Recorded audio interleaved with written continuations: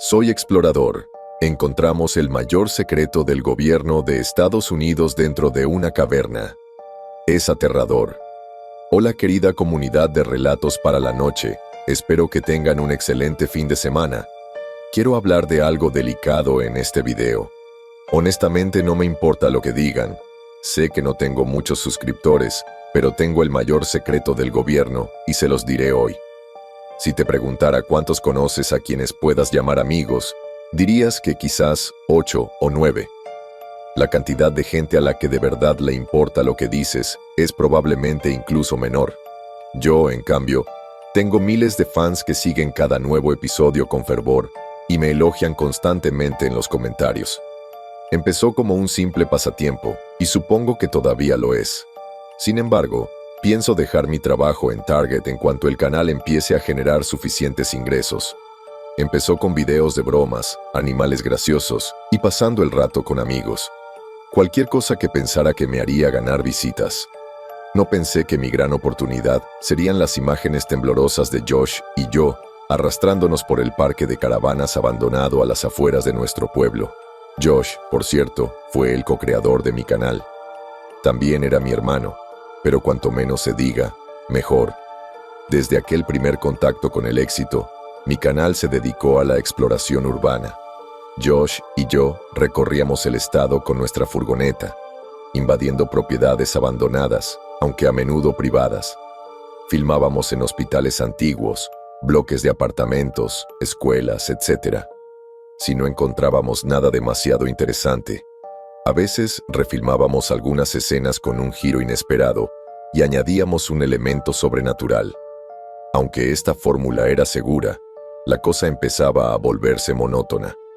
Los últimos 2 videos tenían quizás unos cientos de visualizaciones cada uno, y nos estábamos quedando sin lugares interesantes para explorar. El problema era nuestro presupuesto, o la falta de él. Apenas podíamos permitirnos mascarillas para combatir las constantes manchas de moho negro que encontrábamos.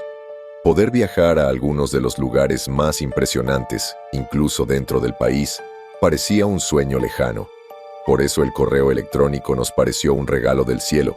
Estaba revisando rápidamente el correo basura, comprobando si se había colado algo importante antes de borrarlo todo. Fue entonces cuando lo vi. El nombre del tipo era un revoltijo de letras y números, al igual que su cuenta de Gmail. Lo que realmente me llamó la atención fue el asunto. Lugar interesante.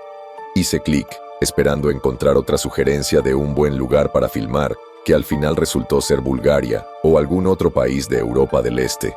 En cambio, el correo consistía en un breve mensaje dirigido a mí, seguido de unas coordenadas. Hola Hal Explores, soy un gran fan del canal. Llevo 1 año siguiéndote y me encanta lo que haces. Quería compartir contigo un lugar. Lo encontré hace poco. Dentro, pasando la entrada de una cueva. De nuevo, me encanta tu canal. Sigue así, por favor. El mensaje me dio la impresión de que el inglés no era su lengua materna, lo cual no me dio muchas esperanzas. Aún así, copié las coordenadas que incluía y las pegué en Google Maps. El marcador aparecía a 8 kilómetros de mi casa. Llamé a Josh inmediatamente y le dije que preparara sus cosas. Al día siguiente, teníamos todo el equipo posible y una mochila llena de provisiones, principalmente sándwiches de pastrami y Gatorade. Además, teníamos una linterna, algo parecido a un botiquín de primeros auxilios, un trozo de cuerda, un trozo de tiza y una linterna de repuesto. Hasta ahora, nunca hemos usado la cuerda para nada, pero creo que ayuda a dar una imagen profesional. Fue durante el viaje al lugar que pensé que quizás deberíamos haberlo visitado antes, solo para asegurarnos de que valiera la pena. Claro que, aunque resultara ser un desastre, no es que hayamos gastado gasolina a tan poca distancia. Nos adentramos en el bosque, y luego el camino de tierra se desvaneció. Aparcamos y recogimos nuestras cosas. Ahora sí que conozco la zona. Pasé la mayor parte de mi infancia explorando estos bosques. Sabía que no había estructuras abandonadas por la zona, pero lo que sí sabía es que había cuevas. Mi madre me advirtió encarecidamente que nunca me acercara. Tallada en la ladera de una pequeña colina, estaba la oscura entrada a un sistema de cuevas. Siguiendo el mapa de mi teléfono, tardé 20 minutos en llegar desde el sendero hasta la entrada. Lo primero que vi fue un montón de latas de cerveza arrugadas y botellas rotas. Temí que cualquier tesoro que hubiera allí abajo solo hubiera sido profanado, pero seguí adelante. «Sabes, mamá nos dijo que nunca nos acercáramos a este lugar», dijo Josh abruptamente. «Josh», dije, iluminándole la cara con la linterna, «tienes 24 años. ¿Qué te importa lo que diga mamá?» «No, no es eso. Es que no le gustaba que jugáramos aquí, ¿sabes? Creo que ni siquiera habíamos visto este lugar y ya nos estaba advirtiendo». Me agaché en la entrada e iluminé las sombras con la linterna. La cueva se extendía unos metros más y luego se detuvo sin encontrar nada interesante. Di unos pasos hacia adelante y vi una estrecha abertura cerca del fondo. Bingo. Agarré la bolsa y seguí adelante. «Creo que una amiga de la escuela de mamá desapareció aquí cuando era joven», le dije a Josh, incitándolo. «Por eso estaba tan paranoica». Josh me siguió tímidamente adentrándose. La estrecha abertura era apenas un poco más ancha que mi antebrazo. Estaba un poco apretada, pero pensé que podría pasar. Dirigí mi linterna hacia la abertura y vi que el suelo parecía firme y que solo estaba a unos 2 metros de profundidad. «Está bien, Josh, empieza a filmar», dije mientras sacaba la cuerda de mi bolso. Me até un Boy Scout al azar, sin sujetarlo a la cintura, y tiré el otro extremo del cordón fuera de la toma. Josh sostuvo la cámara pequeña frente a él y me hizo un gesto de aprobación con el pulgar. Le guiñé un ojo a la cámara y tiré mi bolso por la abertura. Josh dejó de grabar inmediatamente. «Espera, ¿en serio vas a bajar?», preguntó, genuinamente preocupado. «Claro que sí, y no dejes de grabar», dije mientras extendía las piernas hacia adelante y caía en la abertura. Un ligero rasguño fue lo peor. Agarré mi mochila y le grité a Josh que bajara. Tomé mi linterna e iluminé el área a mi alrededor. Había caído en una pequeña cámara cavernosa. Podía oír el leve goteo del agua de las estalactitas y al borde de la cámara había un agujero, excavado en la pared rocosa. Caminé hacia él mientras Josh comenzaba a deslizarse por la grieta. «Hola Josh, creo que he encontrado algo», dije, proyectando el haz de mi luz hacia el túnel. Josh aterrizó bruscamente, recogió su mochila y equipo y se acercó a mí. Con un suspiro, me siguió al túnel. Continuó unos metros antes de desembocar en otra cámara. Repetimos la maniobra de dejar caer las provisiones primero antes de meternos nosotros. Esta caverna estaba inclinada y era irregular.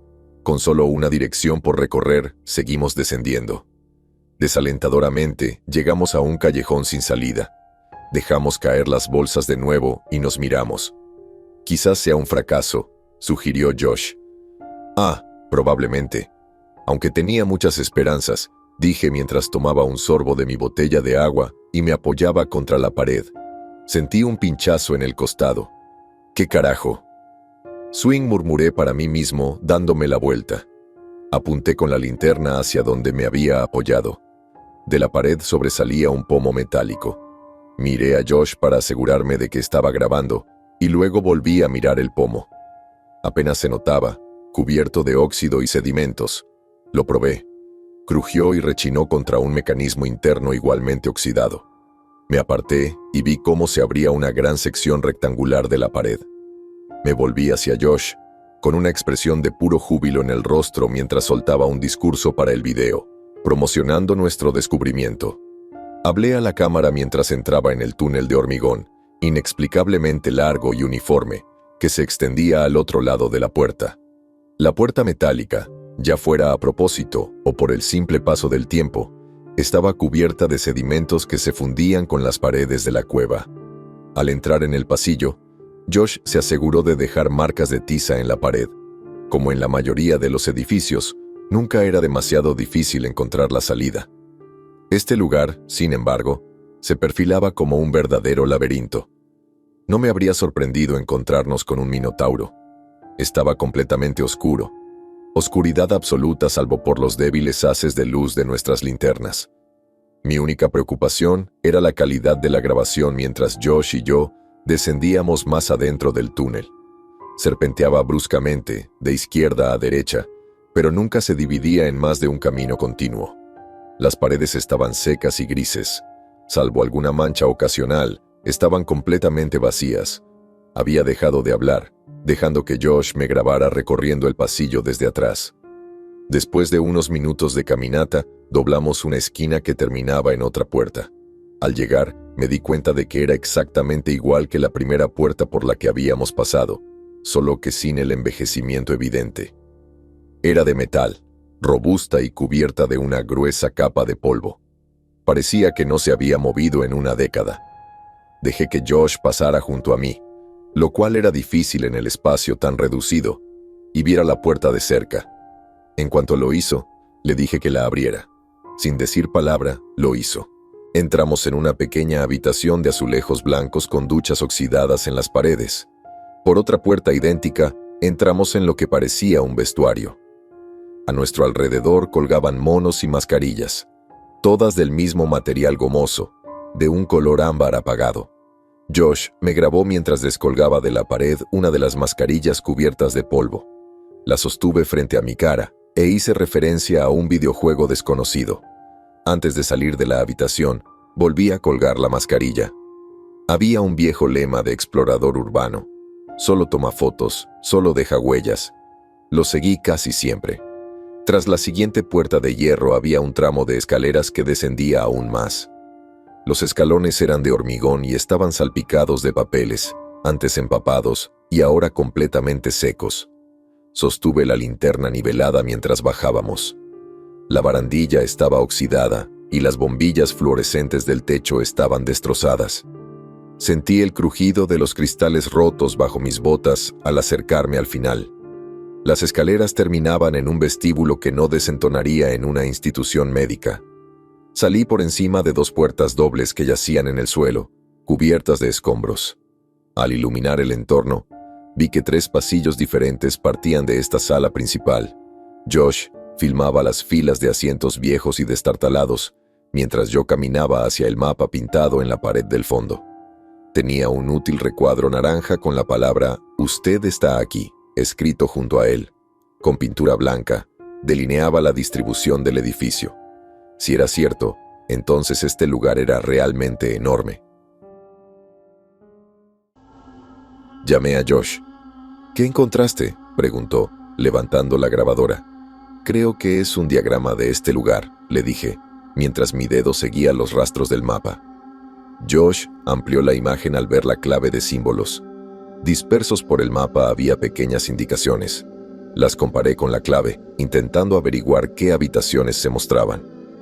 Cantina, barraca, centro recreativo, sala de violación.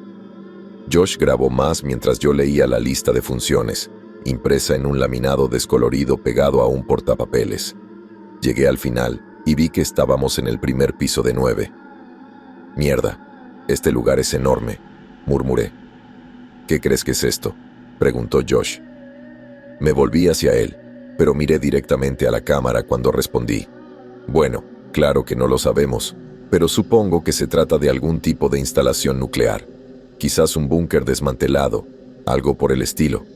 El gobierno rara vez nos dice dónde construyeron estas cosas, así que no sería tan descabellado».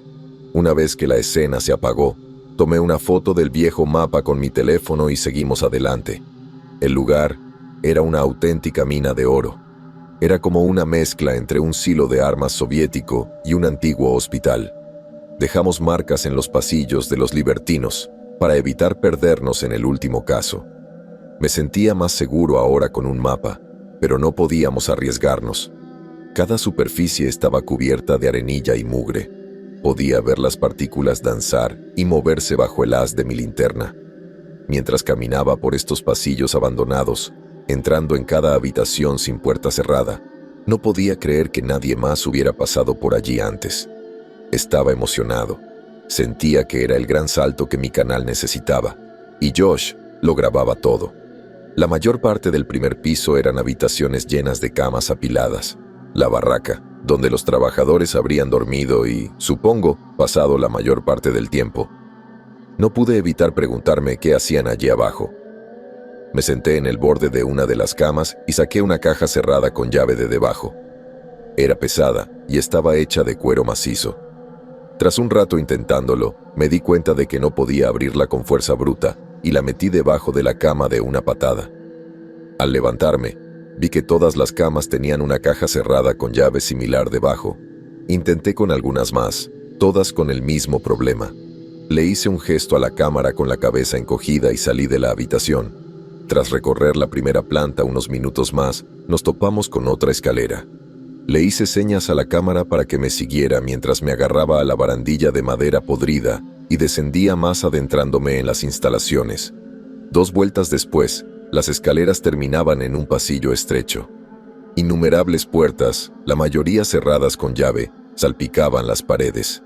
Intenté mirar por las pequeñas ventanas de las puertas, siempre que las tenían, pero algo las cubría desde el otro lado. Esta planta, la segunda, era un laberinto en toda la extensión de la palabra. Josh me filmó dando vueltas en una docena de esquinas, a la izquierda y a la derecha, hasta que llegamos a otro pequeño vestíbulo. Me senté en una de las sillas en descomposición y me até los cordones. Temblé al sentir una brisa fresca en el cuello. A juzgar por la reacción de Josh, él sintió lo mismo. Busqué un respiradero, pero no lo encontré. Me levanté y seguí caminando. Atravesamos una serie de lonas de plástico colgantes y, al otro lado, nos encontramos con otra puerta que daba a otra escalera. Saqué el móvil para revisar la foto del mapa y me di cuenta de que solo mostraba la distribución del primer piso. Sonreí al darme cuenta de mi error y bromeé con la cámara sobre mi inteligencia, o mi falta de ella. Volví a guardar el móvil en el bolsillo y abrí la puerta. A mitad de la escalera había un escritorio volcado y 2 sillas. Me agaché y abrí los pequeños cajones de los escritorios volcados. Se cayeron algunos bolígrafos, nada destacable. Trepé los obstáculos y luego le quité la cámara a Josh para que él hiciera lo mismo. Una vez que estuvimos al otro lado, me giré y abrí las puertas dobles de una patada, haciendo una referencia cinematográfica al pasar. Había una puerta justo a la izquierda de donde entramos. La ignoramos por ahora y caminamos hasta el final del pasillo desairado. Había 2 puertas y un cartel con 2 flechas, una que apuntaba a los baños y la otra a un comedor. «¡Qué hambre tengo!», Component Placement, le dije a la cámara frotándome el estómago. Me encogí al instante y pensé en parar. Al cruzar las puertas batientes y entrar en la cantina, nos recibió la sala más grande que habíamos visto hasta entonces. Debía de tener la superficie de 1 o 2 campos de fútbol, y las filas de bancos se difuminaban en un espejismo a medida que avanzaban. Me gustaría recordarles que estábamos en total y absoluta oscuridad, salvo por la luz que proyectaban nuestras linternas. Mientras caminábamos por el pasillo, fue un milagro que no tropezáramos con nada. Un pequeño destello me llamó la atención y me senté en uno de los bancos de plástico estériles de color azul grisáceo. Josh estaba de pie junto a mí y filmó, de cerca, lo que me había atraído. Admito que pensé que era una moneda o tal vez un trozo de joyería. En cambio, era un envoltorio de aluminio. Lo tomé y lo miré con más atención. Era un paquete de chicle de manzana, con un poco restante. Si esto es lo que comían aquí, con razón está abandonado. Mira todos esos números, Zrenia, dije, sosteniendo el envoltorio frente a la cámara. Me puse de pie y empezamos a caminar hacia la cocina. Mientras lo hacíamos, repetí el chiste que había inventado una y otra vez. Me di cuenta de que no tenía sentido, ya que la gente no come chicle precisamente, pero tampoco me apetecía repetir nada. Seguimos avanzando hacia la cocina, y a medida que lo hacíamos, el olor empeoró. Una vez que saltamos la encimera y entramos en la zona donde guardaban la comida, que hacía tiempo que estaba podrida, el olor se volvió insoportable. Josh se retiró, hundiendo la nariz en el codo. Perseveré lo suficiente para echar un vistazo al congelador. El frío que lo conservaba se había desvanecido hacía tiempo, y la carne que antes colgaba allí ahora era un charco rancio y negro. Sentí náuseas y salí corriendo. Josh me filmó saltando sobre el mostrador y comenzamos a caminar de vuelta a la puerta por la que entramos. Me detuve al ver algo colgado en uno de los pilares blancos de hormigón. Era un calendario. Me acerqué y le hice señas a Josh para que hiciera lo mismo. Estaba abierto desde marzo, y todos los días antes del 27 estaban marcados con una X roja. Lo abrí y vi que era del año 2009. Grabamos bastante de mi descubrimiento y expuse mi teoría, en tono más serio, de que debió ser entonces cuando el lugar quedó abandonado. Después de filmar, decidimos sentarnos en uno de los bancos a comer. Por si te lo preguntabas, comí un sándwich de pastrami y una Dr. Pepper. Saciados, salimos del salón. Tan pronto como entramos en el pasillo, giré a la izquierda. ¿No quieres filmar en los baños?, preguntó Josh, tirando de mi hombro. Seguro que habrá más en los niveles inferiores. Podemos filmar en ellos. Quiero seguir avanzando, dije. Y además, acabamos de comer. No quiero quedarme boquiabierto viendo mierda humana fosilizada de hace una década. Josh se encogió y llegamos a la puerta contigua a la que habíamos entrado. Era otra escalera más que bajamos al cuarto piso. En cuanto llegamos, supe que nos había tocado la lotería. Era como algunos de los hospitales abandonados que habíamos visto, pero con esteroides. Largos pasillos de color blanco médico estaban llenos de equipo oxidado y en descomposición. Bisturíes y otras herramientas estaban esparcidos por todas partes. Un suero intravenoso sin paciente se alzaba al final del primer pasillo como un fantasma. Hice que Josh se concentrara en las sábanas ensangrentadas y amontonadas que bloqueaban una puerta, mientras yo husmeaba en una de las habitaciones accesibles. Dentro, había lo que parecía un sillón de dentista, solo que tenía un gran trépano de hierro colgando del techo. Me sentí como un niño en una tienda de dulces, mientras revisaba todos los armarios y cajones, encontrando docenas de archivos y aún más equipo cubierto de telarañas. Entre la basura, encontré un contenedor plateado del tamaño de una caja de pizza. Se abrió con un clic y dentro encontré una pila de microfichas. Puede que haya nacido después del milenio, pero aún sabía lo que eran. De todos modos, no vi un lector de microfichas en la habitación, así que volví a los pasillos. De repente tuve lo que pensé que era una gran idea y sostuve la película frente a mi cara. Sostuve mi linterna al otro lado y la alumbré. En lugar de iluminar las imágenes impresas, me cegué momentáneamente. Me reí de mi propia estupidez y me apoyé en una pared, frotándome los ojos. Entonces oí que Josh me llamaba. Seguí el sonido de su voz pasando otra escalera y doblando la curva del pasillo. Estaba de pie con su cámara frente a un enorme montón de tierra que caía de un trozo del techo derrumbado. Al darme cuenta de que no había salida, di la vuelta y me dirigí a la puerta por la que habíamos entrado. Mirando a mi alrededor, me di cuenta de que no había otro pasadizo aparte del que ya habíamos explorado, ni que ninguna de las habitaciones sin cerrar tuviera una segunda puerta. Maldiciendo, me encontré con Josh de nuevo. No hay otra forma de llegar al resto del piso, le dije, aunque él ya había llegado a la misma conclusión. Con una sensación de derrota, abandonamos la que había sido, con diferencia, la sección más interesante y prometedora de las instalaciones, y continuamos hasta el piso de suciedad. No nos quedamos mucho tiempo. Era evidente que una tubería se había reventado en algún sitio, y el suelo estaba cubierto por unos centímetros de agua sucia y marrón. Intentamos abrirnos paso saltando de un panel de madera podrido a otro. Algunos cedieron bajo nuestro peso, y para cuando llegamos a la puerta de salida, teníamos los zapatos y los calcetines empapados. No es que estuviera prestando mucha atención, pero supuse que la mayoría de las habitaciones de esa sección se usaban como almacén. Abrimos y cerramos la puerta rápidamente, dejando entrar solo un pequeño torrente de agua que nos acompañó escaleras abajo en forma de un rápido goteo. La habitación a la que entramos era prometedora, ya que tenía un ambiente médico similar al del cuarto piso. Casi giramos a la izquierda cuando vi el símbolo en la puerta a nuestra derecha.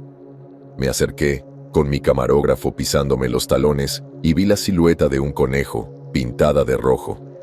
Con una extraña sensación de inquietud, agarré el pomo de la puerta y entré a la habitación contigua.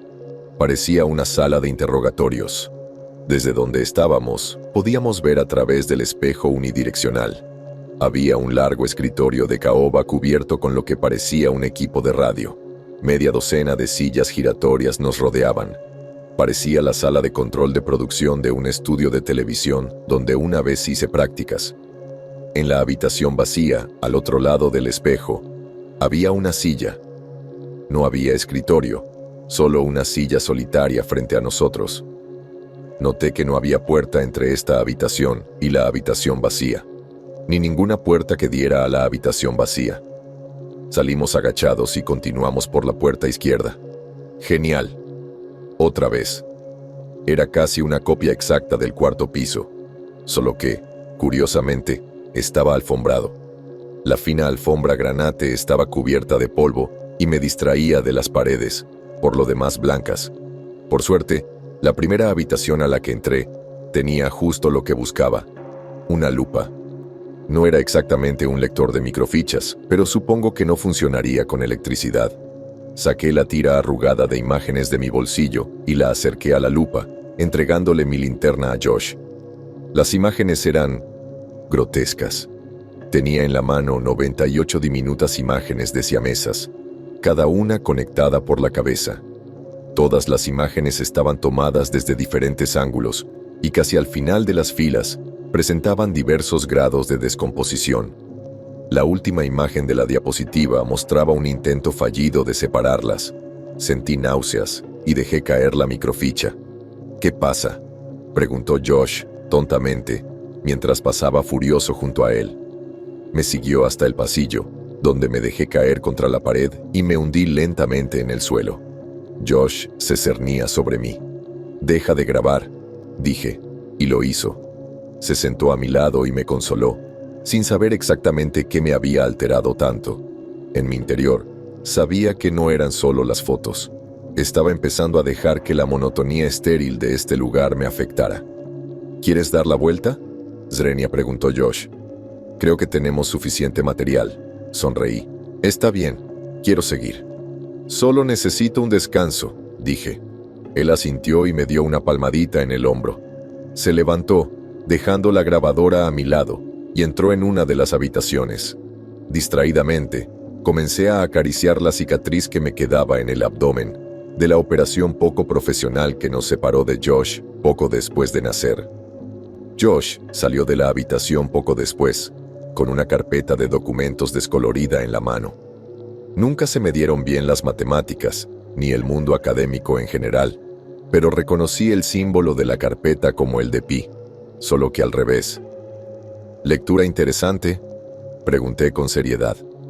Josh no respondió y siguió mirando los documentos con atención. Antes de que pudiera decir nada más, empezó a leer en voz alta. El sujeto Aleph muestra indicios de una realineación exitosa de las ataduras. Ha respondido con precisión 42 de las 45 preguntas de la evaluación Clem, mostrando poca angustia. Ha seguido desarrollando las aficiones e intereses de Tav desde el desmontaje de su hermano. El doctor ha informado de contacto con Tav, aunque esto es imposible. Aleph expresa una conexión con el conejo rojo, lo que refuerza la evidencia de la realineación de las ataduras. Me siento cada vez más confundido a medida que Josh lee más.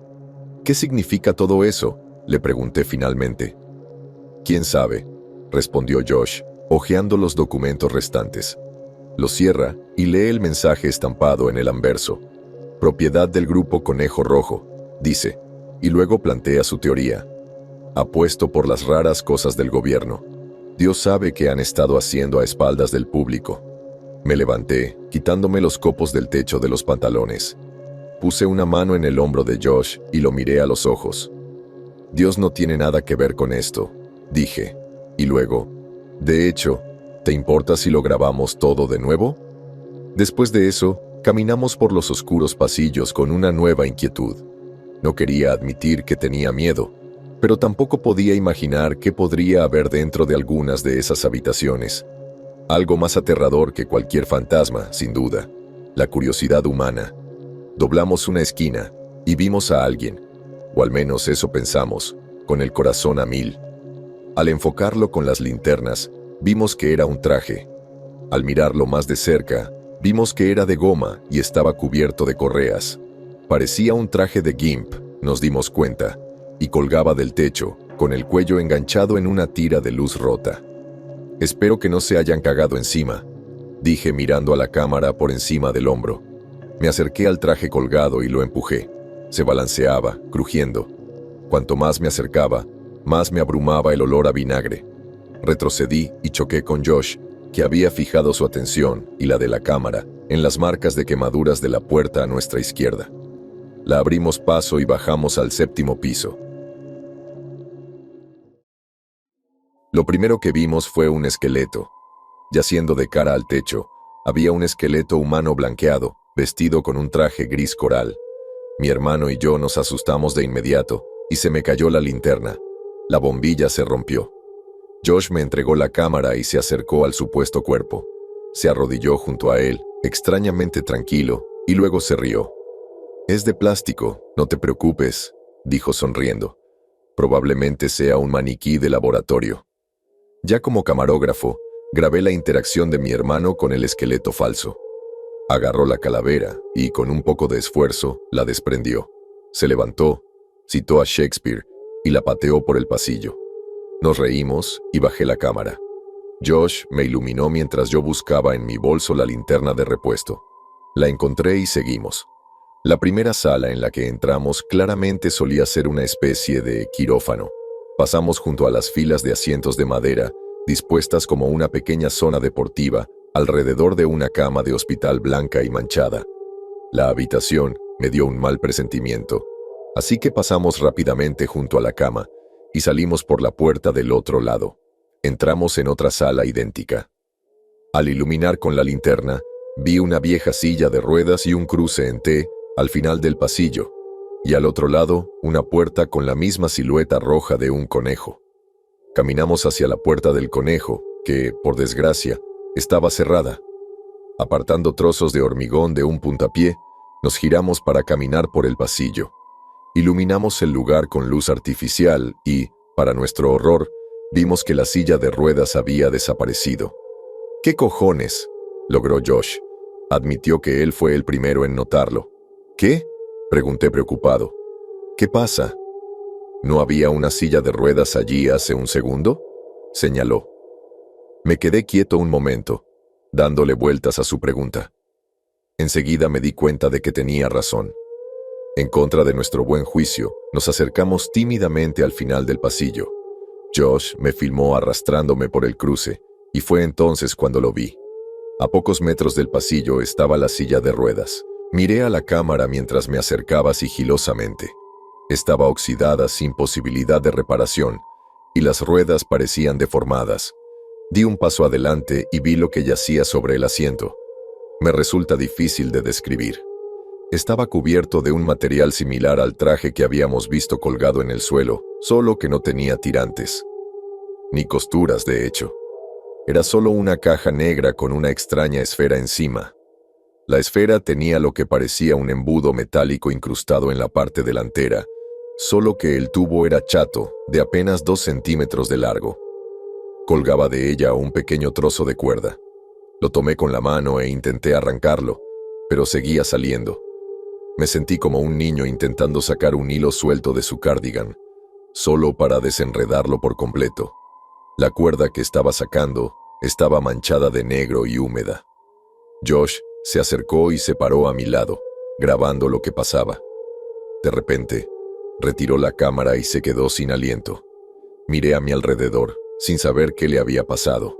«¿Qué pasa, hombre?», pregunté.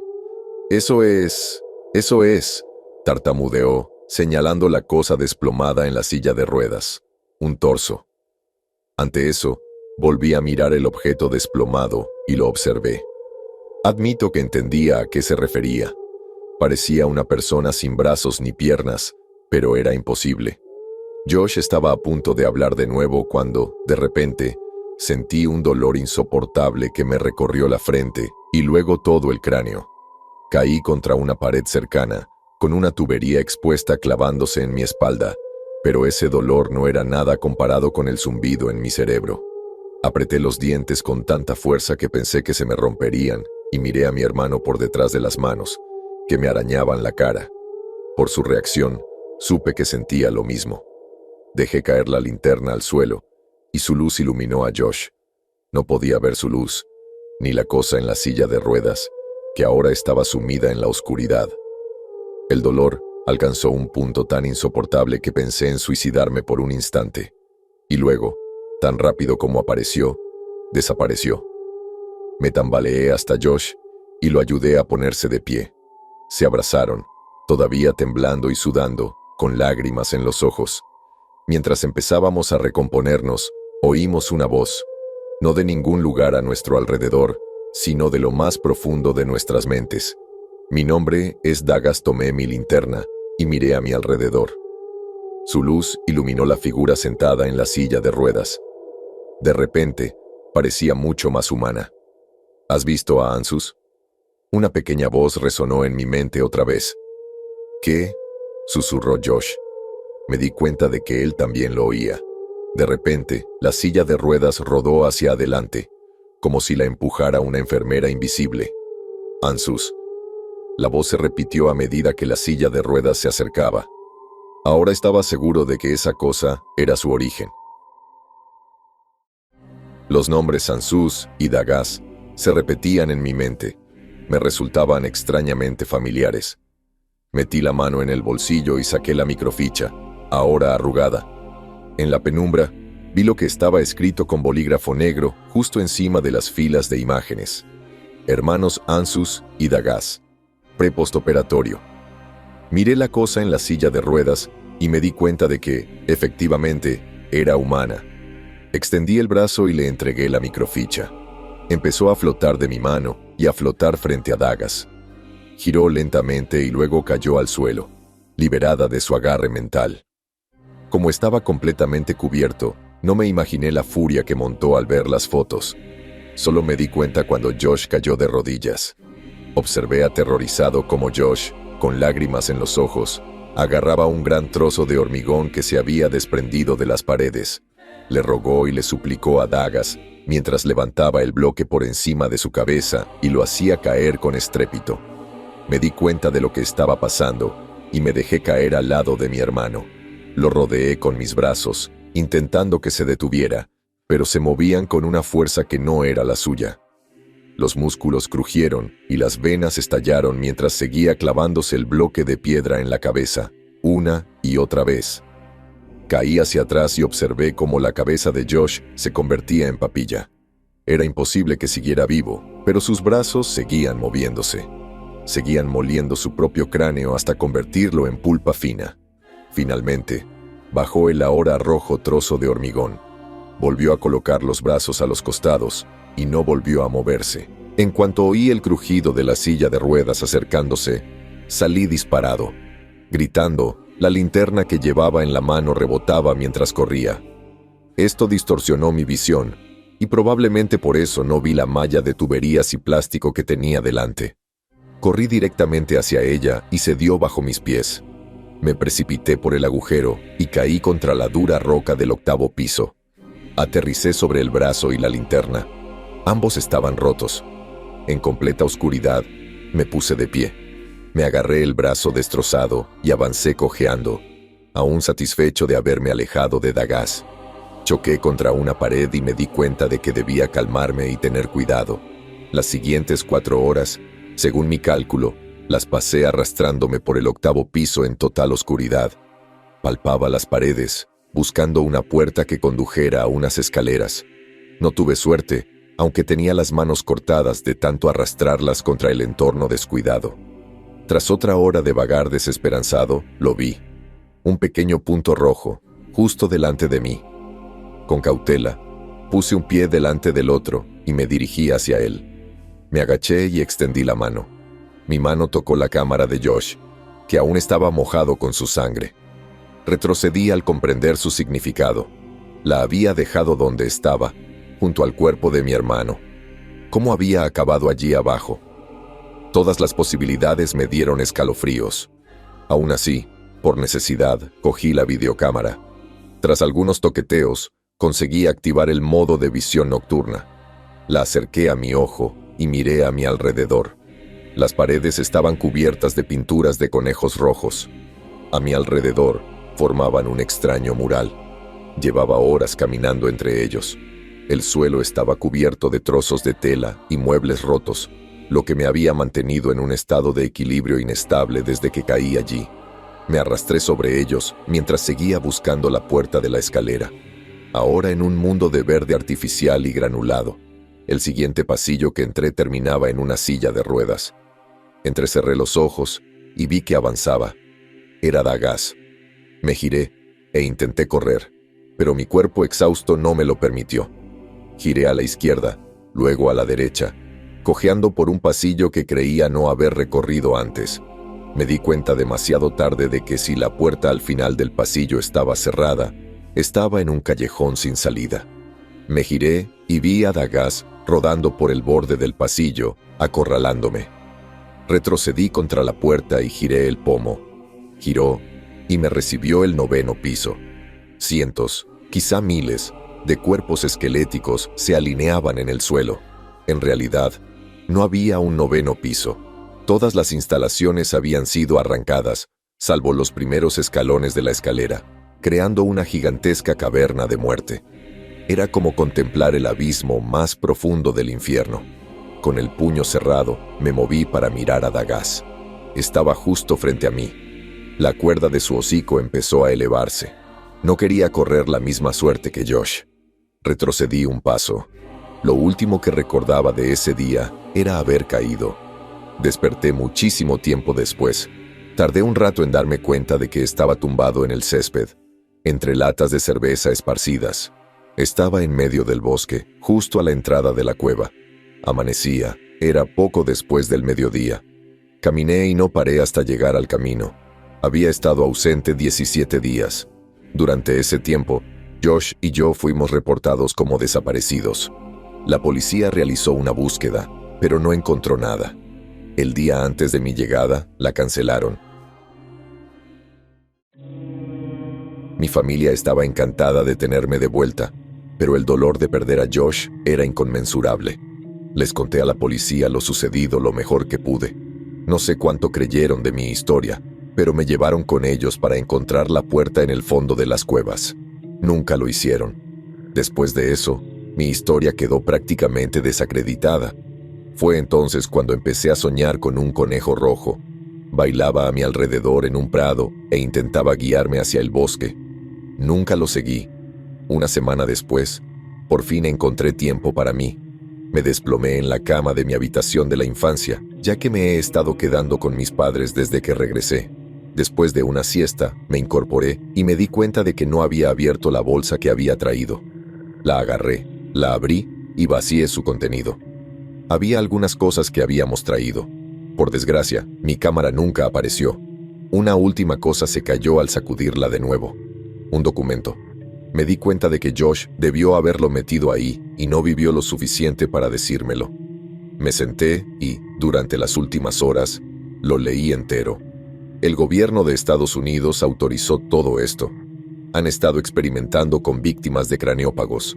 Todavía no sé cuánto tiempo lleva sucediendo esto, pero el fundador del grupo Red Rabbit, Hans Klemme, fue traído a Estados Unidos desde Alemania en 1947. Estudiaban algún tipo de telequinesis, telepatía o algo así. Necesito escribir más. Tengo que escribir más. Pero acabo de mirar por la ventana y me di cuenta de que la misma furgoneta negra que estaba aparcada al otro lado de la calle, esta mañana sigue ahí. Por favor, en este canal difundan el mensaje. Ya sea por el hombre de la gabardina llamando a la puerta, o por el dolor cada vez mayor que siento en mi cicatriz de separación, ahora extrañamente fresca y en carne viva, no creo que viva mucho más.